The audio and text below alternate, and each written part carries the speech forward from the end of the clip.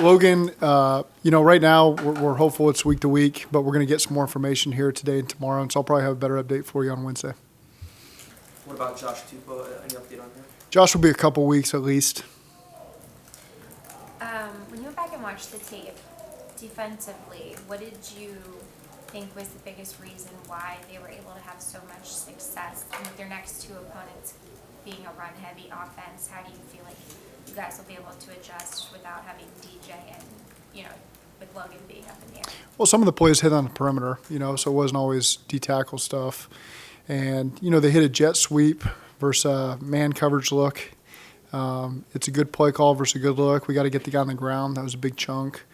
It really came down to there were 3 plays where they had 100 yards of rushing on. And so we just got to be better there, getting them off the field.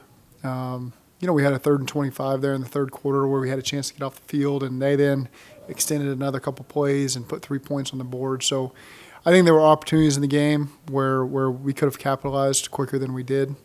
They did a good job possessing the ball. It felt like, I know the time of possession battle wasn't that extreme, but it felt like they had the ball a lot more than we did, probably because of that chunk there at the end of the second quarter and the beginning of the third quarter. How important was B.J. Hill? It's 66 snaps. I think it was the most he played in 4 years. You kind of said if he wanted to take a rest, he probably couldn't. Yeah. How important was he to kind of getting through that game? Yeah, it's crucial. And you just look at those last 2 drives, the guys that played a significant amount of snaps up front with Trey, Sam, and BJ.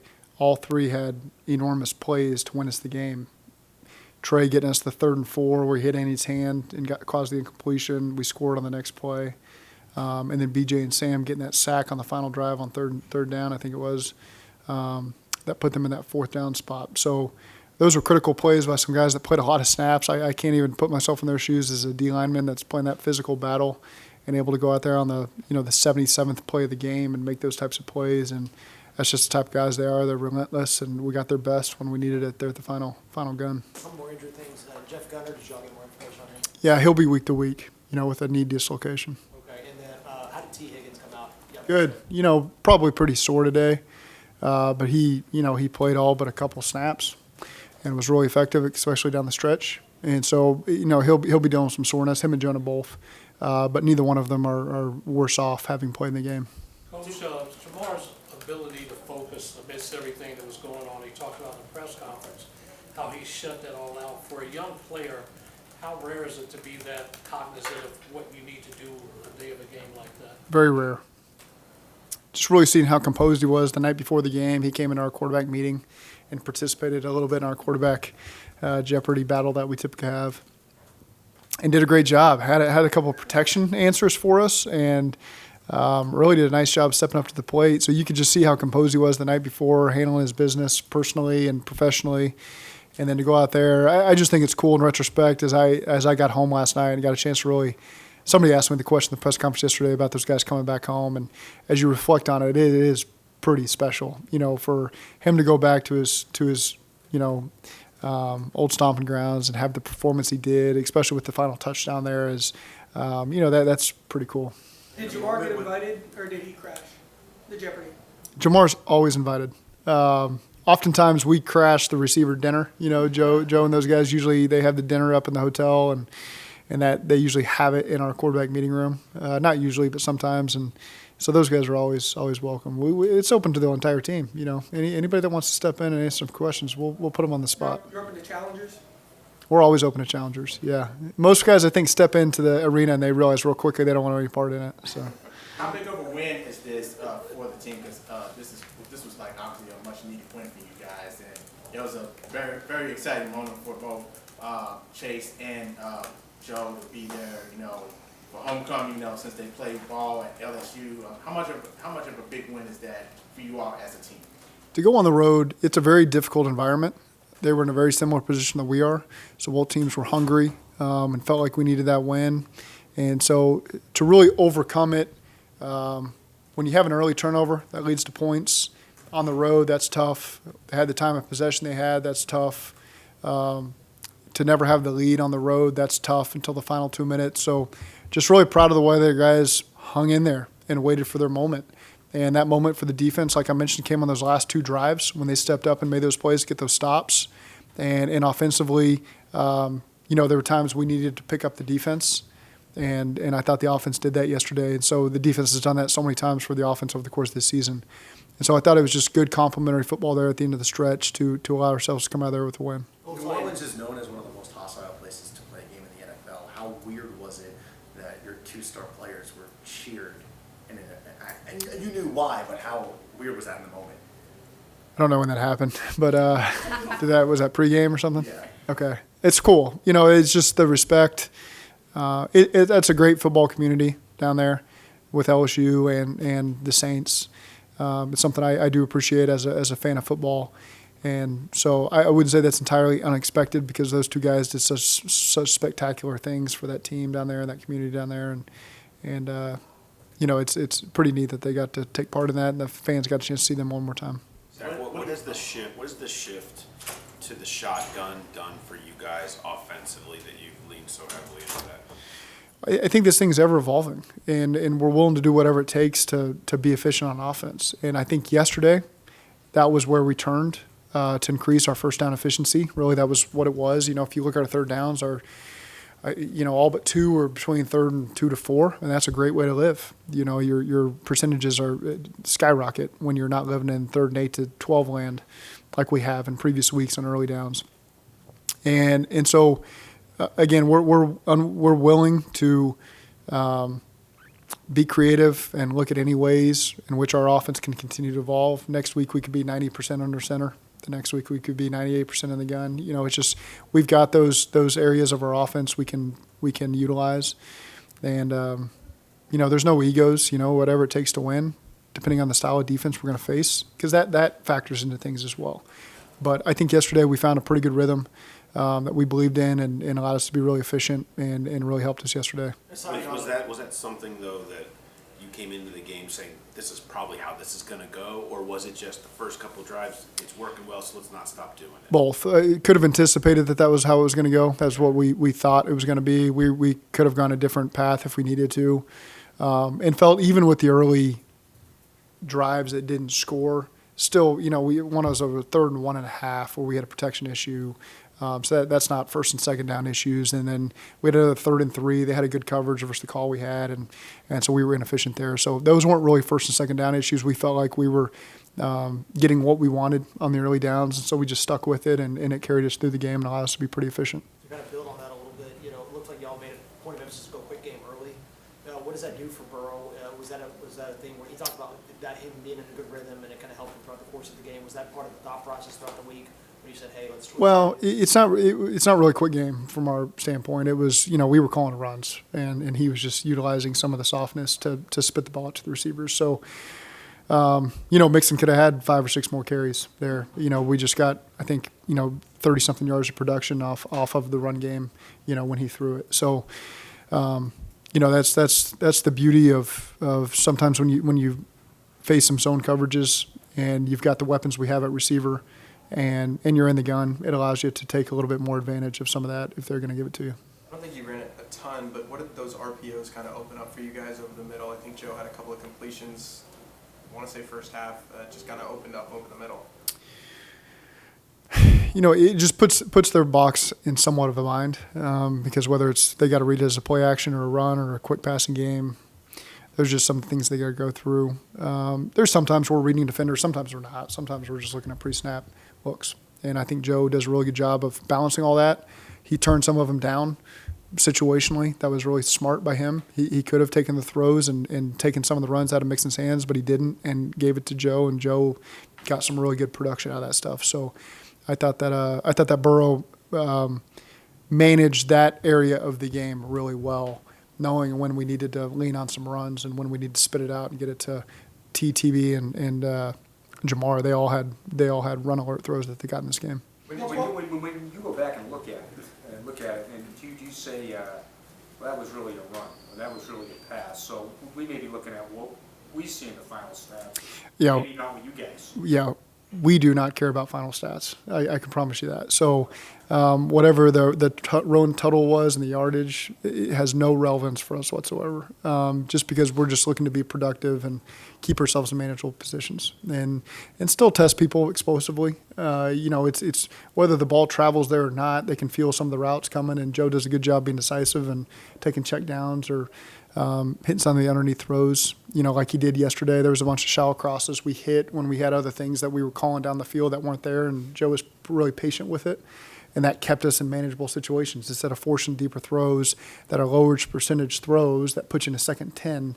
I thought he did a nice job throwing underneath to Hayden and T in the backs and keeping us in manageable situations versus a team that's got a really good pass rush if you allow them to be in those positions.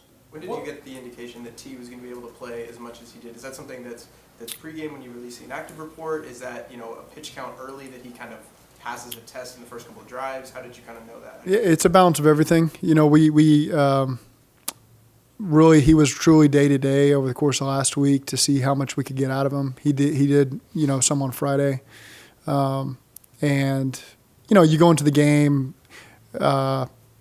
expecting him to do a little bit, but you also had those roles. TB was going to do some of that, and Mike T and even Trent and Stanley, they all had roles they were going to play. T really, just as the game got going, was feeling really good, and we just let him keep riding with it.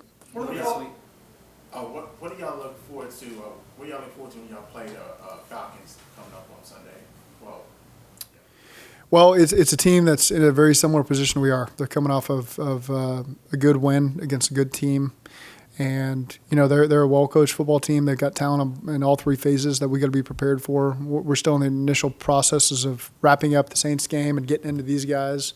But I have a lot of respect for Arthur Smith and the job he's done everywhere. Always followed him in Tennessee and was really impressed by the offense that he led. And so obviously there's a lot of that that's here. It's evolved too, I think, with Marcus a little bit. But they've got some weapons you got to be ready for. They put those guys in really good positions, and they're coming off of a good win, so they got some good momentum coming here into a road game for them. And what is the one thing that stands out about the Falcons that you all as a team need to be on the lookout for and be prepared for? I'll give you that answer on Wednesday when we get a chance to prepare a little bit more. I'm not quite there yet. What are the qualities an offense needs to live in the shotgun for an entire game? And Can you start over? I missed the what are the beginning. qualities an offense needs to live in the shotgun for an entire game? And in the way the NFL is right now, can a team live in shotgun for an entire season, or do you also need to have a big under center part of the league? I don't think you have to put anything into that box. You just got to be ready to evolve. And it's hard to go into game one and say this is what we're going to be the entire year. I've never been able to live that way.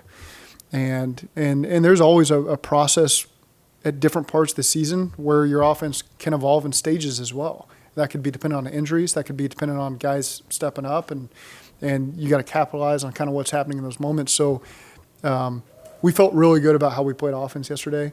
But again, we can't go into there and say this is what every week is going to look for, because sometimes the structure of the defense gives you that. And this was a really good run defense we faced yesterday. And so the teams that had been primarily under center, it'd been tough sledding for them, and that's what puts you in some of the tougher situations. And so we had a lot of respect for that. And so we took a different approach that allowed us to maximize our playmakers. Again, that can evolve every week, and that can go in segments over the course of the season as well. And I do think that we've got enough scheme where we can lean on each different area, depending on how the game's going to call for that. But I think our guys have handled that really well when we do need to evolve and what we're asking them to do. Jamar had 7 catches, T had 6, Tyler had 6. Yeah. Is that when you are at your best, when it's similar to that? I think so. I think when we're spreading the ball around and each guy was featured as number 1 in the concept. Each guy was getting the ball as number 3 in the concept. That's just we feel good about our pass game concepts that Joe's just going to get through his progressions. And he had one really that he hit Mixon on yesterday behind the line of scrimmage that Mixon converted to a 3rd down when he made the guy miss on the sidelines, that he went from number 1 to number 5 in a heartbeat just because he could see the softness of the defense. And so when you got a quarterback that understands – I can bypass these progressions because I got a guy going downhill right now that's going to give me a 1st down. That's a pretty good weapon to have. So touching on that, with Tyler, I know there was talk about getting him more involved in the offense, and he really seemed to thrive yesterday. Just how productive was he, and how important has his role been just looking back from yesterday? He's always there for us. Again, he's probably got the smallest ego on the team. He just wants to help the team win. We always need to find ways to involve him because he is productive. He's a great matchup, particularly in the slot. He's got tremendous hands, as good of any hands as any player in the league, and very dependable for us. And so when you get a chance to find ways to utilize him, 6 catches for 66 yards-ish, that's a when that stat line is spread throughout the receiving corps with the tight ends involved and with the backs involved, and I think that can be a real strength for us. When you talk about just piggybacking off that, when you talk about kind of what you guys have built in 4 years, how instrumental has Tyler been from the beginning of 2019 and kind of building what you wanted to build from the beginning? Critical, because not only has he been a dependable playmaker, a reliable playmaker, a leader in the receiver room and for the offense. He's a guy I can pull into my office if I need a message and trust that TB is going to help deliver that. And he's just done that. He's just been the same consistent guy for the 4 years I've been, and definitely in the year before I got here as well, just watching his tape. And he's a real weapon in this league, one of the best slots, to play the game right now. And he and Joe have a real high level of chemistry and comfort level together. Saw DJ on the rehab field for the first time last week, on the sideline for the first time yesterday. Is there optimism that he could be back for Cleveland? This week? He can do this week. I don't know. I don't know that. I think he's progressing in a good manner right now, but I hate to make predictions on what the timeline is for him. Can you quantify how much this defense misses him, or how much he? He's irreplaceable. He's one of the premier D tackles in the National Football League, and probably doesn't get enough credit for what he has done, but he does within our locker room and our coaching staff. I think that's him being voted captain says a lot about how he stood out that way, and so again, he's that combination of him and BJ is really good together, and so of course we'll be happy to have him when he comes back, but I don't know what that timeline is yet. With the guys you lost yesterday on the line and DJ being out, obviously, where are you guys at numbers-wise? Are those guys IR candidates? Do you have to make some moves on the D-line? Yeah, I'm not sure about that yet. So I think we'll get more information probably the next 24 hours that'll kind of provide some clarity there on where we need to go. Joe Mixon has averaged 5.6 each of the last 2 games. Most of those runs have come out of the shotgun. Is that just math? Fewer guys to deal with up front? It's a little bit just more how people are playing us. And so, again, some of those downhill shotgun runs have been effective versus some of the looks we've been getting. That changes, though, when you see that shift come when we're in the game and we get a lead. And, more of those structures have come when we're down 10 points, which has been too often. Because now they can force you to be patient, thinking that time is on their side. And so again, it just all goes back to we need to do a better job of scoring points early in the game so that teams can't just sit back and try to limit your explosives and force you to be patient, which we will. But it just makes football a little bit easier when you can push the different coverages onto the defenses that you want to see. Also, kind of, last week you talked about one of the reasons the offense kind of maybe wasn't firing. Y'all got double-digit deficits early. Mm-hmm. The games yesterday, y'all went behind by 10. Early in the second quarter. What made yesterday's double-digit deficit maybe a little different? Why were y'all able to be? It wasn't. It really wasn't. The game played out very similarly to what the other 3 have played out. The difference was we made some big plays there on those last 2 stands on defense to allow us to get the lead back and then shut them down and keep them out of the end zone on the last drive and allow us to win the game. So again, I think, and we scored on more of our opportunities there I think we scored on the last 4 or 5 possessions, maybe 3. Yeah, the last 3, 4 of the last 5 to allow ourselves to overcome that. But unfortunately, we put ourselves in that hole that we've been doing, and we cannot continue to live that way. That's going to catch up to you sooner rather than later. You guys have played a lot of one-possession games over the last year and a half. It's like 16. Is that more emotionally taxing than today? Is there a difference? Do you set that for your players? For you, what's it like when it's like every game is almost the last play? Does it have an impact at all to the locker room or you? This is me. Yeah, I'm exhausted after I get done at the press conference after every game. You're worn out, but there's also the high from the game where you're just trying to process back through. Sometimes some of the questions in the post-game press conferences spur things that happen in the game that I'd forgotten about a little bit until you watch the tape on the plane. But it's just what we're used to. This process of playing an emotional game and then showing back up to work the next day to get ready for the Falcons is the life we chose. That's what we know. And so you don't allow yourself to feel worn down the next day, because it's just your process starts with a 2:00 team meeting, and then you got to turn to the Falcons and start getting ready for the tape and have a plan ready by Tuesday night to give the players on Wednesday morning. And so it's just your routine that you've done now for me for 10 years, and what your body feels like catches up to you in February. You feel it in February. You didn't realize how you felt until you get sick on February 20th for 7 days, and then you go into your hibernation period, and then you get your body back, and then you destroy your body again for 6 months. So that's kind of just the life that we've chosen. Make it sound so fun. It is the best. It really is. It is when you win. Yeah. You have a lot of pride in not committing bad penalties. What's the message after with Trey's 3rd and 25 yesterday? Because the roughing the passer thing is out there in the league. I know you talked. Do you readdress that? Do you readdress? How did you approach that? There's guys that we don't ever want that. There's certainly guys, when they do it, they know that was dumb. I shouldn't have done that. And I think Trey fell into that category yesterday of understanding what that meant, so again, our guys have done a really good job. You get an outlier of that situation for us that we've done a really good job of preventing over the last couple of years. And when you get a player who handles himself the right way and does a great job of not doing that kind of stuff, he understands that message very quickly. And we know as a team that's not something we can continue to do.